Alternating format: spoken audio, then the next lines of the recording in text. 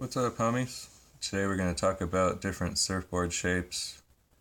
It's very similar to fishing lures, it's just a tool. All of them are effective, but certain ones are more effective in certain situations than others, and at different skill levels than others. So, we need to understand that you should start off on a longboard. This is what's going to help you out to learn. And the reason for that is waves are easier to catch on a longboard. So the more waves you can catch on this longer board, the more experience you have. Trying to go out there and surf on a shortboard straight off, you won't actually catch any waves at all. And you're going to get soured into not liking the sport because you basically never got a shot at catching a wave. You have a shot at catching a wave. It's called the longboard.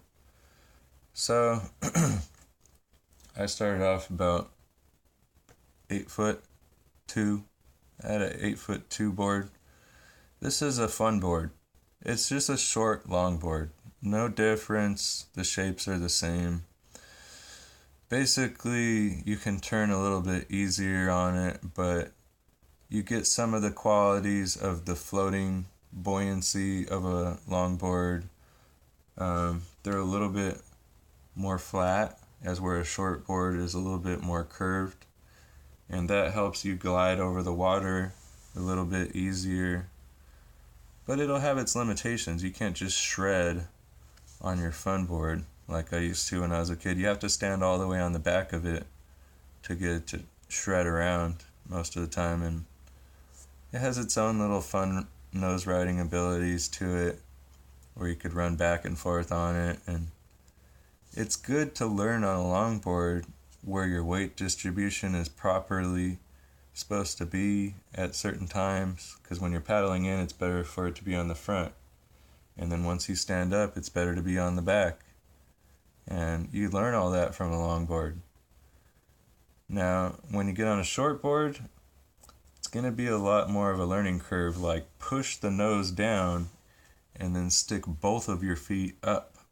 Now, in any kind of surfing situation, of course, you're supposed to stand both of your feet up at the same time. Longboarders can get away with crawling up to their feet, even though it's a bad practice to learn that. You can still do it on this buoyant board. If you try to crawl up on this board, it's going to tilt to one side or another. And you basically have to stand up on it similar to a wakeboard, where you have the correct dynamics when you're hitting the forces of the water in order for that to work. So if you think you can just get up on a board and stand on water, you're telling me that you can walk on water before you can. You can walk on water. It's called the longboard. Then work your way to the fun board. If you have a kid, he can start off on a fun board like I did. You don't ever have to start off on a longboard and work your way down. I started off on a fun board and worked my way up to longboard.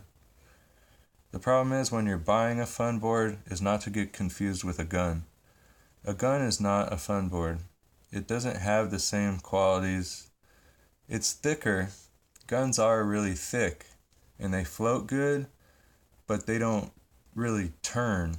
Like, they're real pointy and they're really long so that they could catch extremely large waves. It's just a specialty tool, nothing more.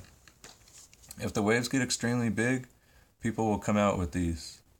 In all other conditions, it's better to have a short board or a long board or a fun board, because this is designed to be narrow, cut into a wave that's so extreme. You don't need one of those yet.